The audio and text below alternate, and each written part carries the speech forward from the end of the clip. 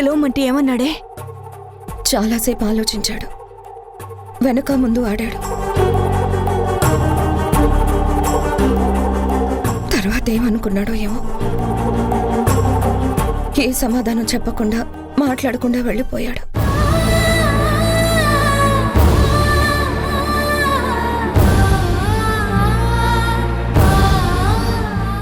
నా మనసుకి చాలా బాధేసింది గుణ. వాళ్ళు నాకు దగ్గరెవరేమో, నన్ను అమ్మ అని పిలవరేమో అని భయంగా ఉంది గుణ.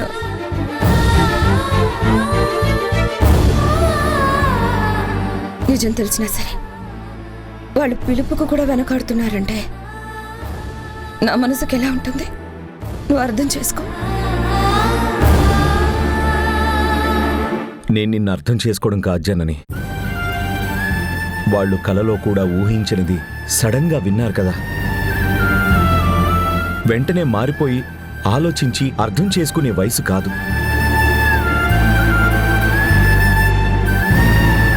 మనమే కాస్త ఓపిక పట్టి నిదానంగా వాళ్ళకి నచ్చజెప్తే మా వాళ్ళు అనే భావన వాళ్ళకి కలిగేలా చెయ్యాలి.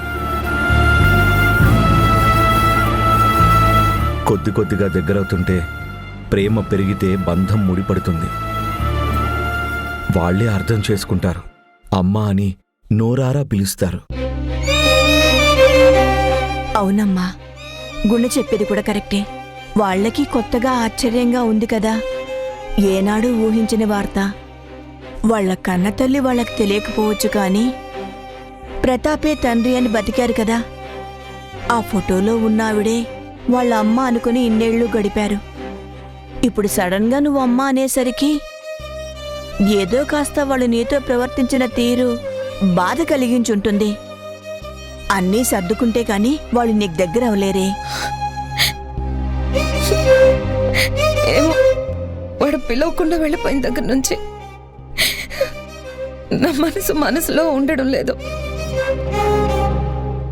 పిల్లలు నాకు దూరం అయిపోతారేమో అని భయం వేస్తుంది.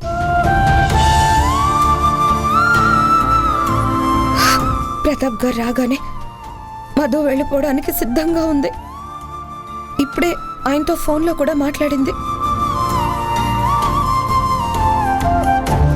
ఇవతలేమో ధరణి బాలులు నాతో మాట్లాడడానికి ఇష్టపడడం లేదు. నా భయమే నిజమయ్యేలా ఉంది గుణ. ఎందుకు జనని ఎప్పుడు నీకు నువ్వే ఊహించుకొని అతిగా ఆలోచించి భయపడుతూ ఉంటావు?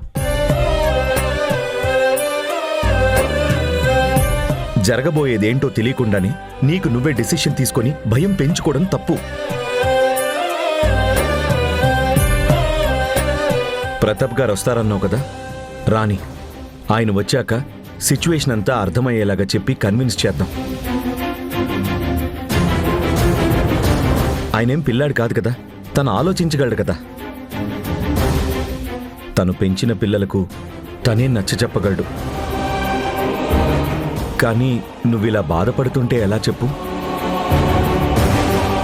పదే పదే ఆలోచిస్తూ కూర్చుంటే భయమేస్తుంది. పైగా జరుగుతుంది అని ఆలోచించాలి గాని జరగదు అని భయపడుతూ ఆలోచిస్తే ఎలా?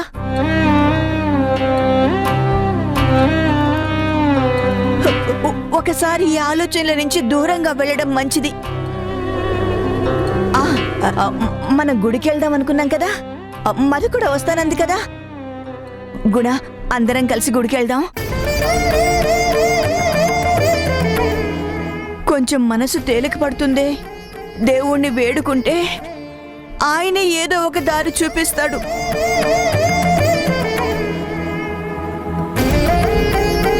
అలాగే అత్తయ్య, వెళ్దాం. జనని, మనం అందరం గుడికి వెళ్దాం. ఏమంటావు? సరే.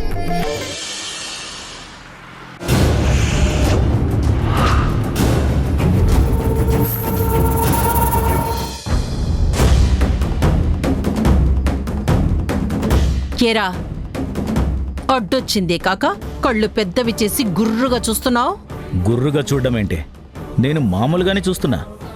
అయినా నువ్వేమైనా పెద్ద గవర్నర్వా నిన్ను చూసి పక్కకు తప్పుకోవడానికి? నేను ఇంటికి వస్తున్నాను, నువ్వు ఇంట్లో నుంచి బయటకు వస్తున్నావు, ఎదురుపడ్డావు, అంతే. సింపుల్. అరే తురేని మాట్లాడవనుకో మర్యాదగా ఉండదు. ఏయ్ ఇష్! నువ్వు గొంతు పెద్దది చేయక్కర్లేదు. నీకు ఎంత టోన్ ఉందో నాకు అంతే టోన్ ఉంది. నువ్వు ఎంత వాల్యూమ్ పెంచగలవో నేను అంతే పెంచగలను. నువ్వు ఎంత మ్యూట్ అయితే అంత మంచిదే. నువ్వు నోరు జారితే నేను నోరు జారుతా. నువ్వు గుడ్లు ఉరిమితే నేను తల దించుకొని నిలబడ్డానికి, నువ్వు వస్తున్నావని పక్కకు తప్పుకోవడానికి, స్వాగతం పలకడానికి నువ్వేం నా బాసువి కాదు. నేనేం నీ సర్వెంట్ని కాదు. నీకు భయపడాల్సిన అవసరం నాకు లేదు. అండర్స్టాండ్? ఇప్పుడు ధరణి దేని గురించైతే ఇబ్బంది పడుతుందో ఆ విషయాలన్నీ మీకు ముందే తెలుసని నాకు తెలుసు. ధరణికి తెలీదు. నీకు ముందే తెలుసని మాకు తెలుసులేవయ్యా. ఏదో పెద్ద గండికోట రహస్యం తెలిసినట్టు ఇప్పుడు ఓపెన్ చేస్తున్నావేంటి? నువ్వు మా శక్తిని బ్లాక్మెయిల్ చేయాలని చూడకు. నీకు ఈ విషయం తెలుసని మేము ధరణి దగ్గర ఓపెన్ అవ్వగలం. అప్పుడు నీ సీన్ రివర్స్ అవుతుంది. ఆలోచించుకో. నేను మీ గురించి ధరణికి చెప్పలేదు. చెప్పలేదు కాదు, చెప్పలేవు. అదే అనుకోండి. చూడండి శ్రీమతి శక్తి గారు, ఇక నుంచైనా మీరు ధరణి ధీరజ్ల పెళ్లి గురించి మర్చిపోయి మీ బతుకు మీరు బ్రతికితే చాలా మంచిది. ఏం మాట్లాడుతున్నావు?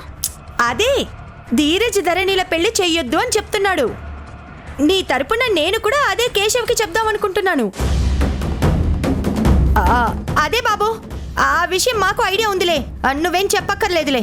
మేమెలాగూ డ్రాప్ అవుదాం అనుకుంటున్నాము. పద శక్తి, మనకెందుకు? పద పద. ఆగండే. మీరేవో మాయమాటలు చెప్తే నమ్మడానికి నేనేం బుర్రలేని పిచ్చివాణ్ణి కాదు. పైకలా అంటూనే ఉంటారు, వదలకుండా ఎన్నో ప్రయత్నాలు చేస్తూనే ఉంటారని నాకు తెలుసు. ఇంకా అలాంటి ప్రయత్నాలు చేయకుండా డ్రాప్ అయితే మీకే మంచిది. మీకు ఈ మాటలు నచ్చవు, ఇష్టంగా ఉండవు, మనసుకి కష్టంగా అనిపిస్తాయి. కానీ అర్థం చేసుకోండి. ధీరజ్కి కూడా అర్థమయ్యేలా చెప్పండి.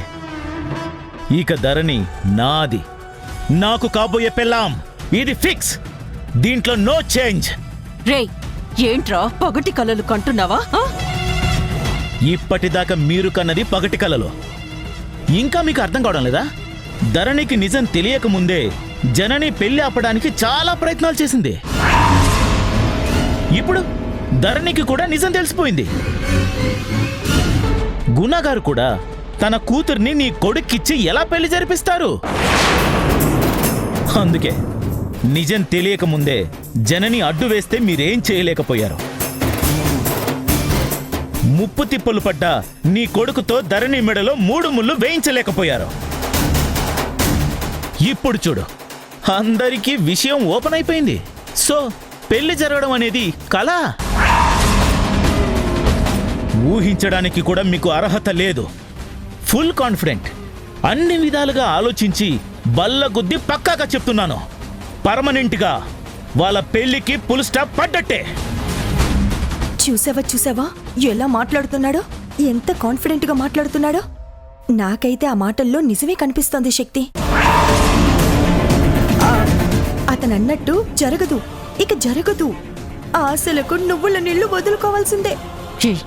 నువ్వు నోరు ముయ్యవే. ఎప్పుడు అపశకునివేగా నువ్వు వాగేది.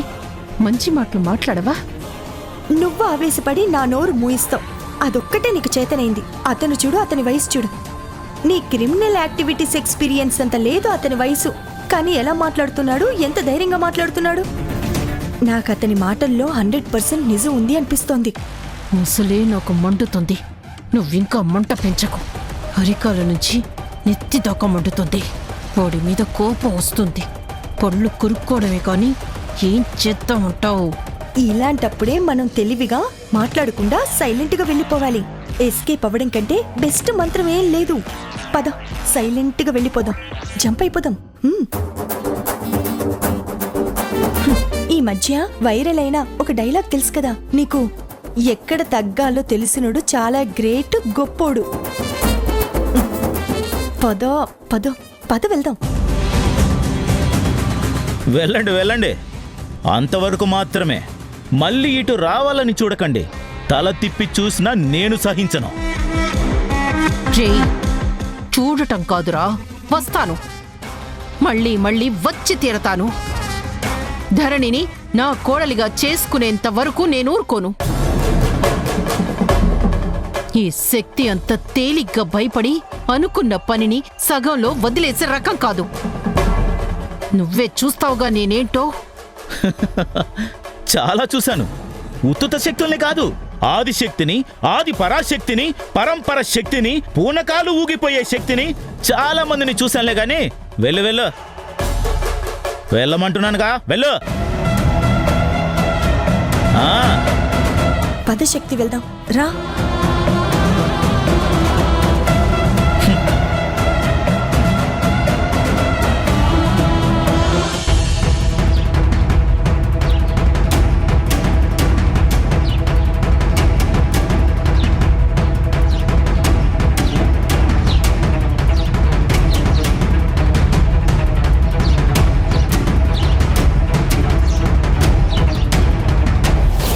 నవమాసాలు నిన్ను మోసిన నీ కన్న తల్లి కనికరించేది నీ కన్న తల్లి క్షమాపణలు అడగమనేది నీ కన్న తండ్రి. ఆ విషయం నీకు తెలుసా? ఇది టోటల్గా అవుట్ ఆఫ్ మూడ్లో ఉన్నట్టుంది. దీన్ని ఎలా అయినా డైవర్ట్ చేయాలి. మాటల్లో పెట్టి మాయ చేసి గుండెలకి హత్తుకుని ఈ గుండెల్లో బందీని చేయాలి. ముందు మూడు మారిస్తే గాని మన ట్రాక్లోకి వచ్చేటట్లేదు.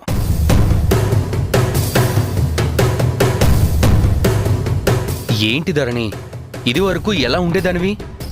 సరదాగా మనం ఎంత ఎంజాయ్ చేసేవాళ్ళం. ఇప్పుడేంటి ఏదో మూడ్లో ఏదో పోగొట్టుకున్న దానిలో ఉన్నావు. మనిషివి ఎక్కడే ఉన్నావు కానీ ఆలోచనలు ఎక్కడో ఉన్నాయి ధరణి. నీ పక్కనున్నది నీ ధీరజన్ మర్చిపోయావా? అసలు నువ్వు దేని గురించి ఇంతలా ఆలోచిస్తున్నావు? నేను దేని గురించి ఆలోచిస్తున్నానో నీకు తెలీదా ధీరజ్? ఏది నిజమో ఏది అబద్ధమో తెలియక నాలో నేను సతమతమవుతున్నా. ఈ స్ట్రగుల్ కి సొల్యూషన్ ఏంటో నాకు అర్థం కావడం లేదు. ఎప్పుడూ మనసులో అదే మెదిలితే అందులో నుంచి బయటికి రాలేవు. ప్లీజ్ నిన్ను నువ్వు ప్రశ్నించుకో. అసలు ఎవరెవరు చెప్పినవన్నీ నిజాలని ఎలా నమ్ముతావు? అరే సడన్ గా ఎవరో వచ్చి చెప్పిందని నమ్మేస్తావా? నీకు సొంత ఆలోచన, సొంత కాన్ఫిడెన్స్ లేవా? అసలైనా నేను కూడా పిచ్చివాళ్ళ దాని గురించే డిస్కస్ చేస్తున్నానేంటి? మనం ఇప్పుడు బయటకొచ్చాం ధరణి. నువ్వు అసలు ఆలోచనల నుంచి బయటకు వచ్చేసేయ్. చూడు, ఈ పార్క్లో ఎక్కడ చూసినా జంటలే జంటలు. కానీ ఆ జంటలు ఎలా ఉన్నాయి, మనం ఎలా ఉన్నాం? వాళ్ళు సంతోషంలో తేలిపోతున్నారు. మనము నేను సముదాయించడంలోనే సరిపోతుంది.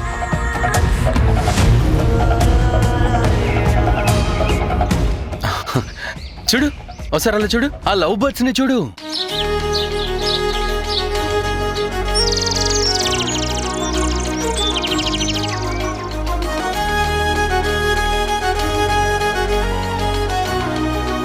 అదిగో అటు చూడు, ఆ ప్రేమికుల్ని చూడు.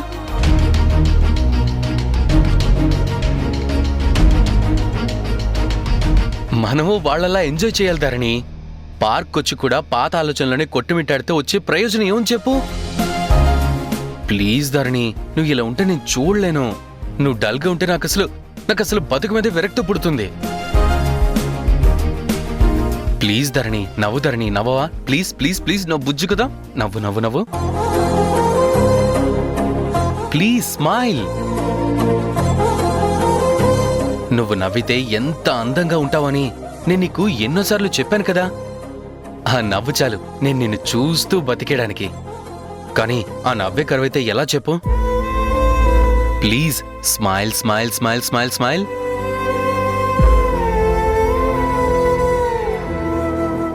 ఏంటి ధరణి, నువ్వు మరీ ఇంత మూడీగా ఉంటే ఎలా చెప్పు?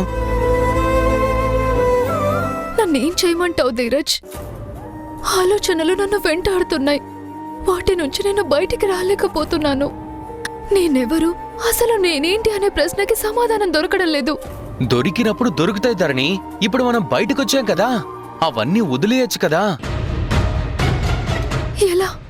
ఎలా వదిలేయమంటావు ధీరజ్? ఇది నా లైఫ్ కి సంబంధించిన విషయం. నీ లైఫ్ కి ఏ డోకా లేదు ధరణి. నేనున్నాను కదా, నీ బెటర్ హాఫ్ ని. నీకు ఎలాంటి కష్టం నష్టం ఇబ్బంది కలగకుండా నేను చూసుకుంటాను కదా.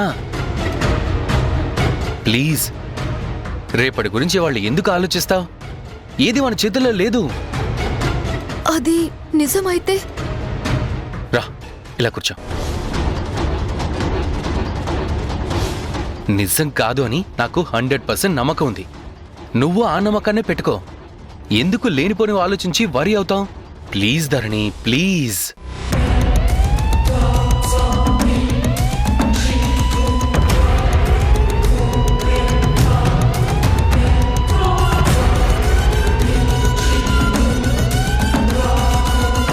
ప్లీజ్.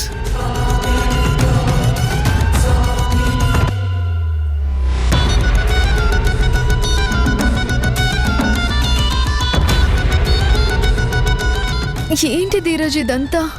నేనున్న సిచ్యువేషన్ ఏంటి, నువ్వు చేస్తున్న పనేంటి?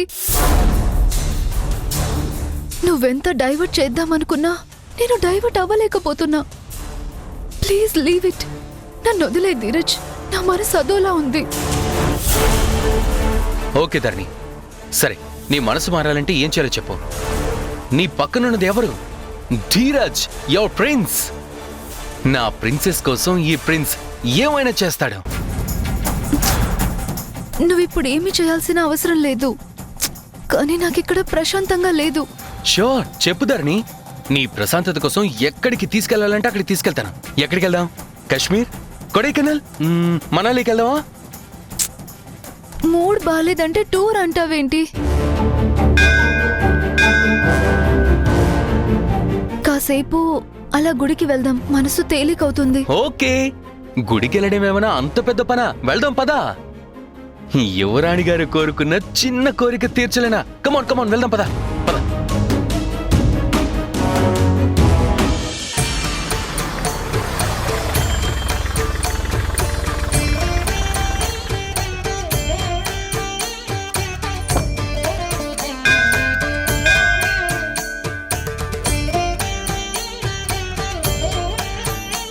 జనని, పద పద.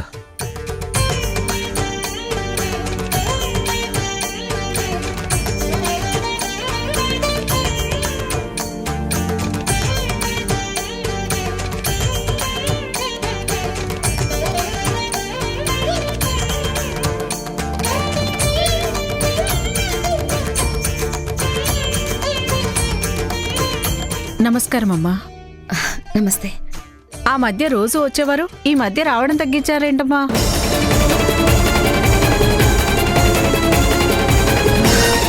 ఏదో కొంచెం పనులుండి రాలేకపోయాను. చాలా రోజులకు వచ్చిన దివ్యమైన రోజమ్మా ఇవాళ. ఇవాళ గుడిలో స్వామివారి కళ్యాణం. ఈ రోజు మొక్కుకొని దీపారాధన చేసి అర్చన చేస్తే మనసులో ఎలాంటి కోరికలున్నా నెరవేరుతాయి.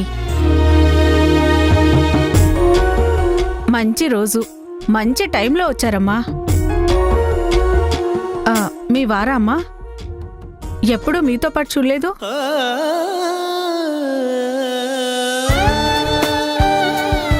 అవును, మా వారు. తను మా అమ్మాయి, మా అమ్మ. దివ్యమైన రోజు, ఇద్దరూ కలిసొచ్చారు. నిండుగా దేవుడి దీవెనలు అందుతాయమ్మా. సీతారాముల్లాగా చక్కగా కలకల్లాడుతున్నారు. అయ్యగారిని చూడటం ఇదే మొదటిసారి. నమస్తే అయ్యా. నమస్తే. ఒక్క నిమిషమమ్మా.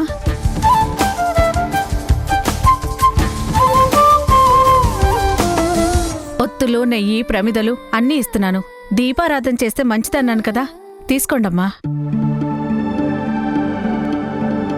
ఎంతయింది? 100 రూపాయలమ్మా.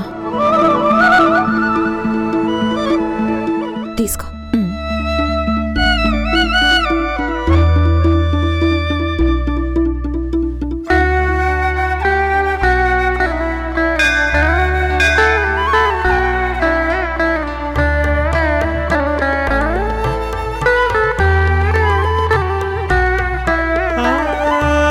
అమ్మా, ఇంకో కవర్ ఇస్తారా? మీకు కావాలమ్మా? విడిగా దీపారాధన చేసుకుంటావా? అవునండి. మనసులో ఏ కోరికున్నా నెరవేరుతుందమ్మా. భక్తితో వెలిగించండి.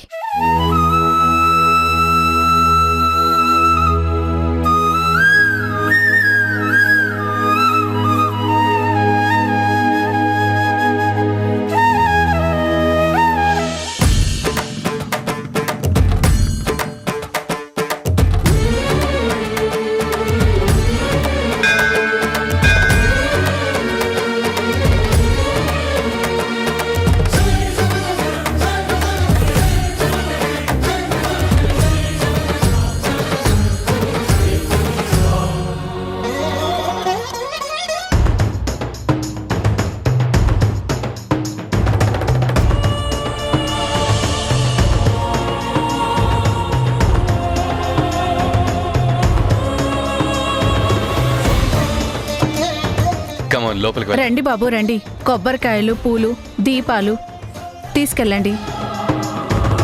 ఇవాళ మంచి రోజు. దీపం వెలిగిస్తే కోరికలు నెరవేరుతాయి. ఏంటి మంచి రోజు, దీపాలు, కోరికలు అంటున్నావు? మీ సరుకులు అమ్ముకోవడానికి మీరు ప్రతిరోజు మంచి రోజు అని చెప్తారు.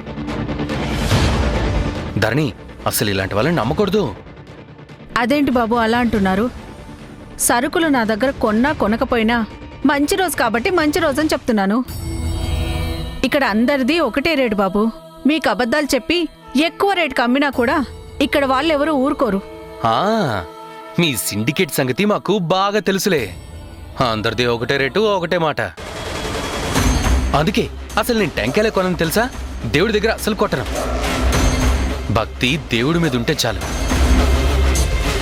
దేవుడి పూజకి భక్తి ముఖ్యం గాని కొబ్బరికాయలు, అగరబత్తులు, హారతి కర్పూరం కాదు. దేవుడి ఆశీర్వాదమే గొప్ప ప్రసాదం. పదదాన్ని